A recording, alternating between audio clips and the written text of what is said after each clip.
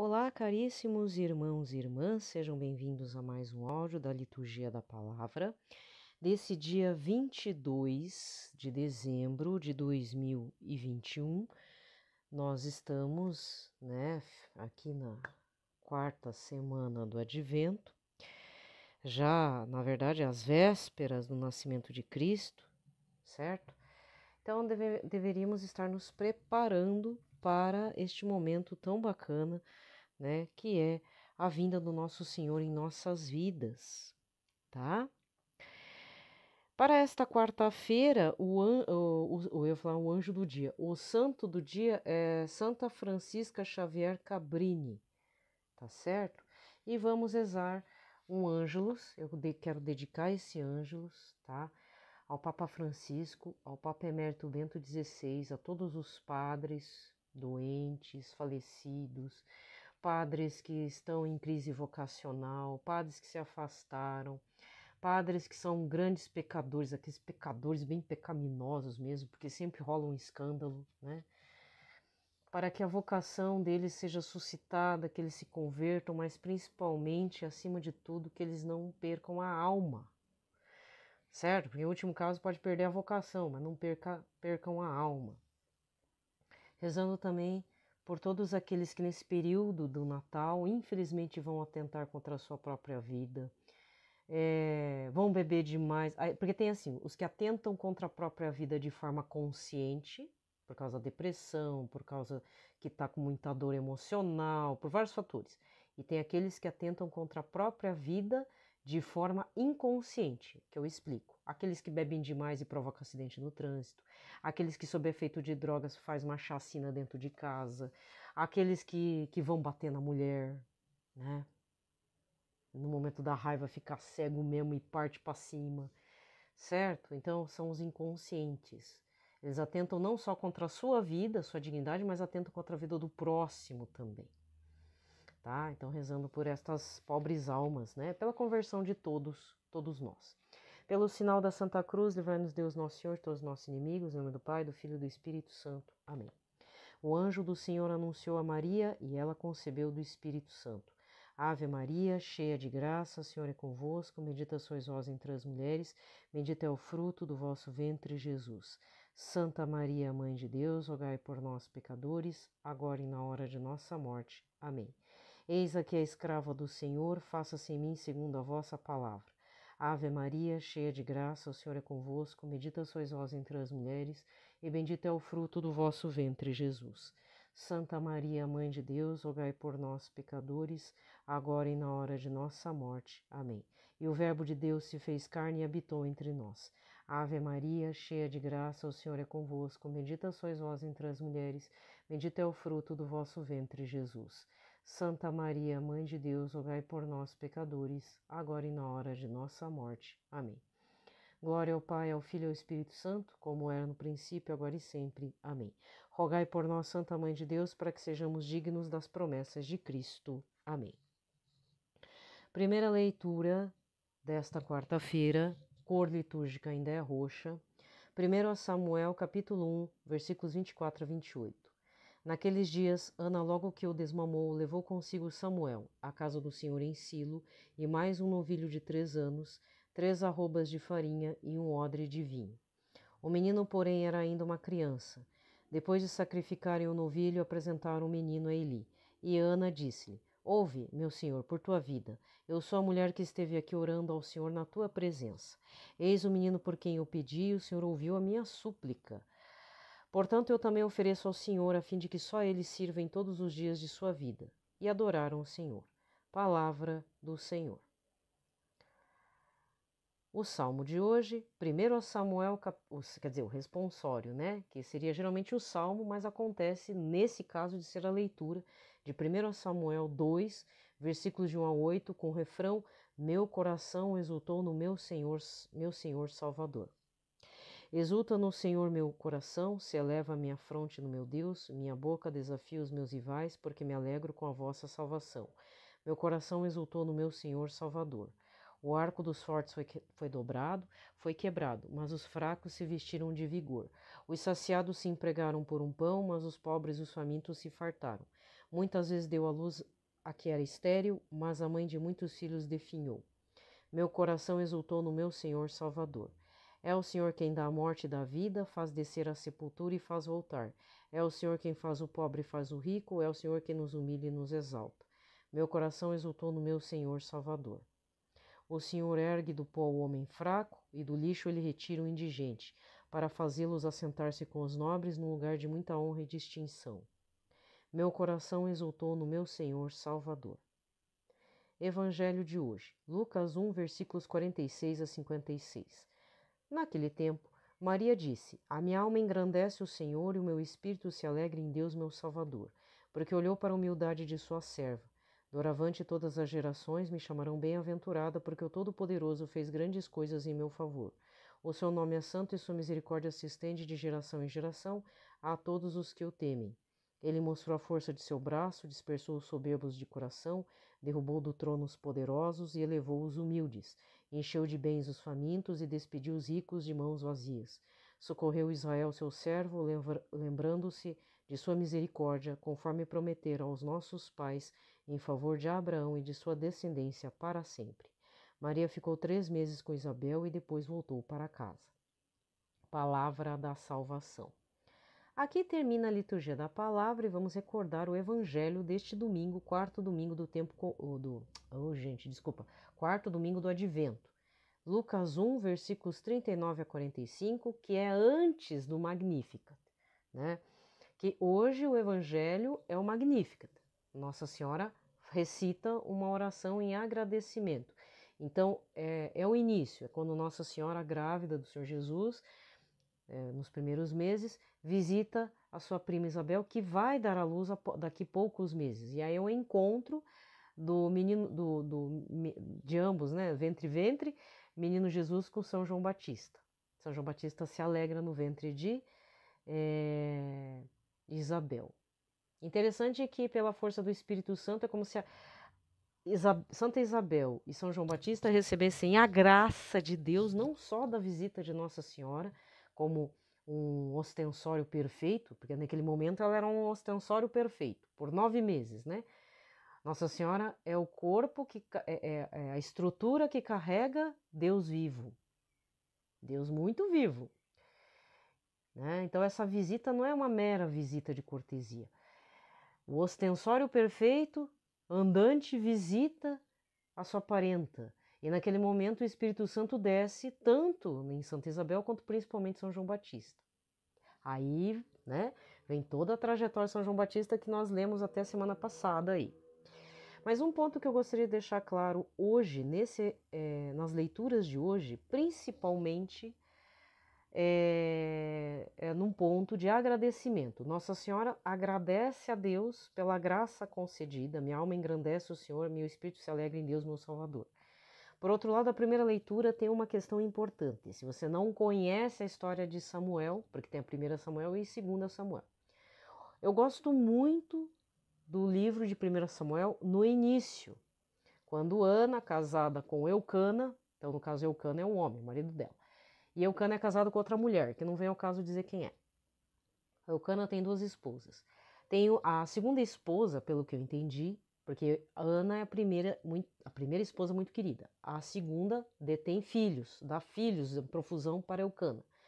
Ana era estéril e numa dessas visitas que todo ano o senhor Eucana, com sua família, iam entregar oferendas, né, em agradecimento, o dízimo, digamos assim, produtos da terra e da criação, numa dessas vezes Ana chora porque ela sofre com o desprezo da segunda esposa, derrama-se em lágrimas, derrama seu sofrimento porque é muito triste naquela época ser estéril.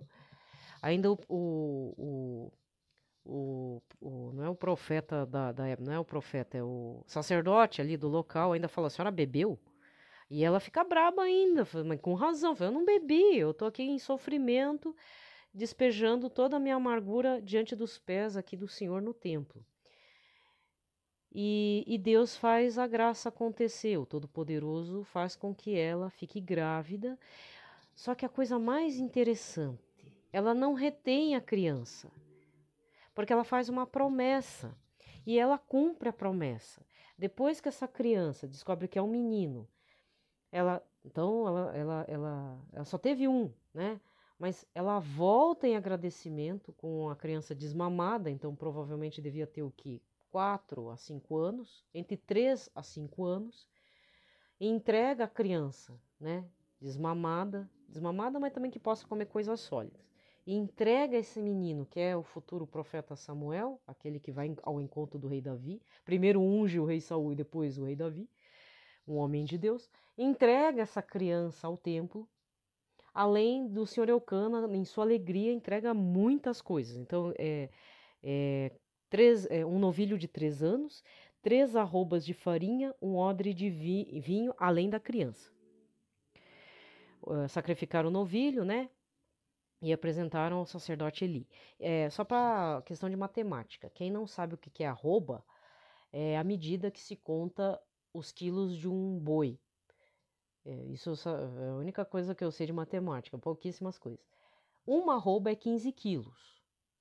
Então você pensa a quantidade de farinha. Não foi só colher trigo, não. Descascou, moeu, virou farinha de primeira. Então, 45 quilos aí de farinha, tá? Mas aqui o detalhe não é a quantidade de coisas que foram entregues, mas sim a criança, que foi entregue ao serviço do Senhor, porque ela fez uma promessa,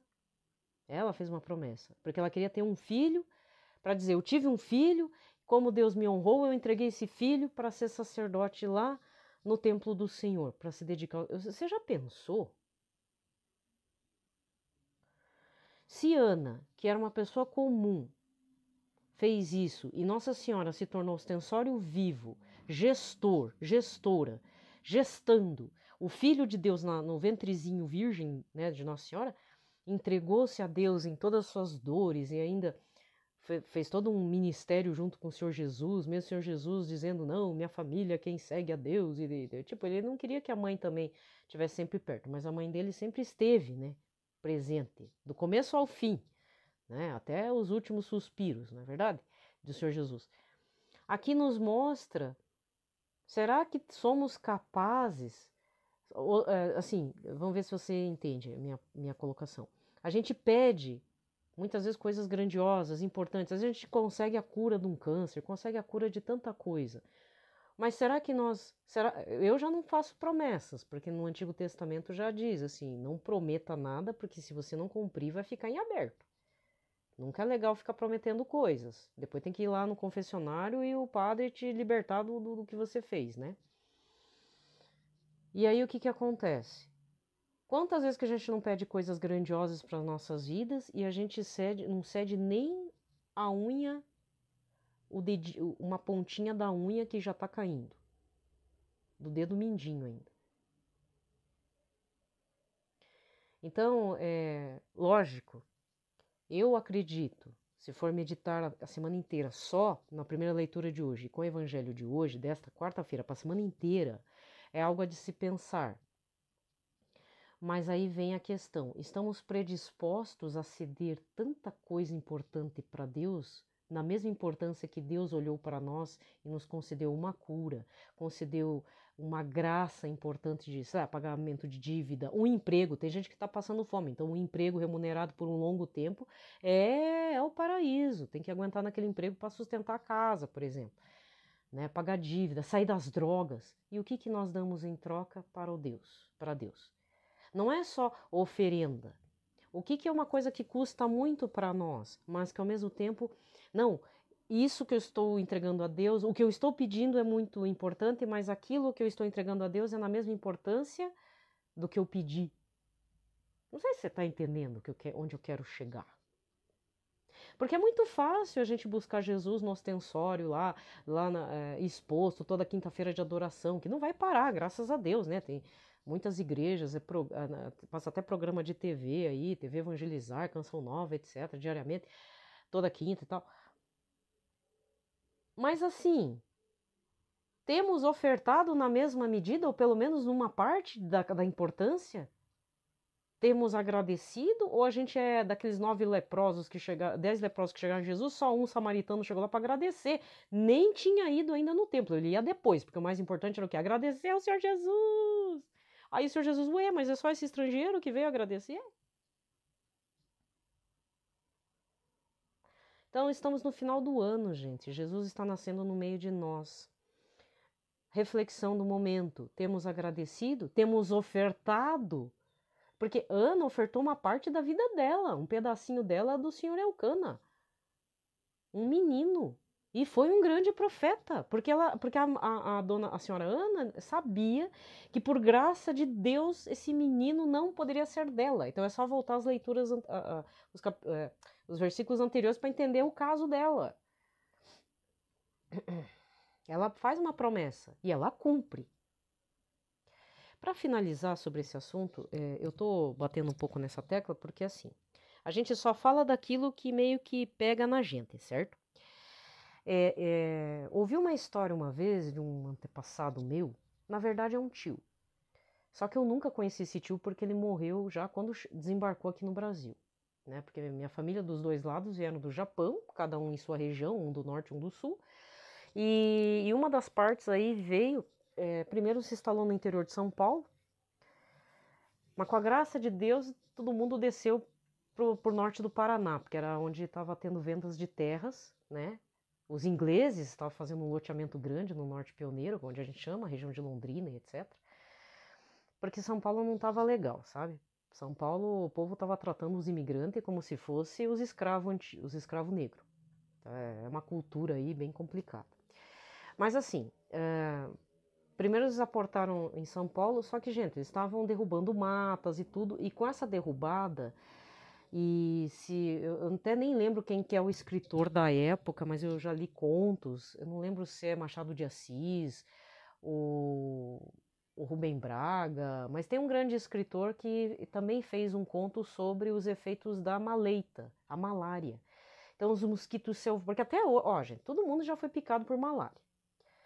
Tá, isso nós sabemos. O estrangeiro vai se meter numas matas e não tomou a vacina da malária, alguma coisa, ele morre. Teve uma moça na época das Olimpíadas do Rio que foi se embrenhar num bosque lá ali na região do Rio de Janeiro, cidade mesmo. E aí, infelizmente, morreu de malária. Então, ainda existe esse mal, mas nós já estamos autóctones, né? Às vezes a gente já foi picado até por dengue e estamos aí vivos, a gente nem sabe. Mas eu tive um parente e que no caso esse tio morreu de malária. Para não demorar muito, eu vou resumir. Lá no Japão, falaram para minha avó, porque ele nasceu com um sinal. Pintinha, mas nasceu com um sinal interessante, assim. Não lembro se foi na testa, tipo da Sabrina Sato, sabe? Bem na testa, assim. E de qualquer forma, minha avó era muito religiosa, eram budistas, né? Aí foram falar pro monge. Rola uma história assim, não sei se é verdade, porque meus avós já faleceram faz tempo. Aí o monge falou: esse menino tem que ser entregue aqui pro templo, ele tem que fazer o serviço de monge.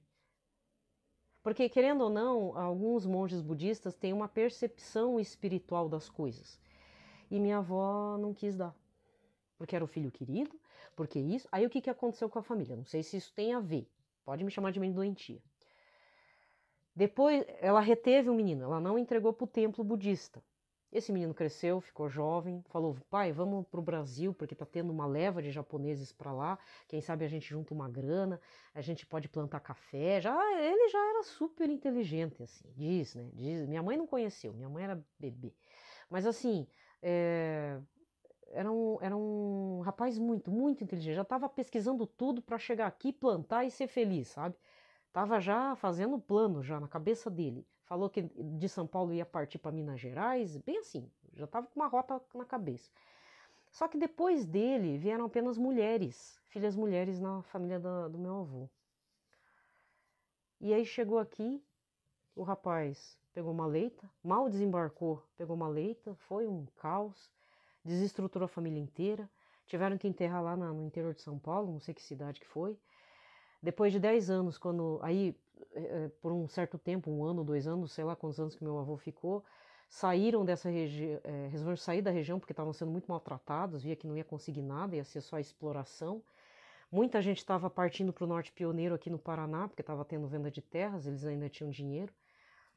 Beleza, partiu. Foram para a região ali de Londrina, Açaí e tal.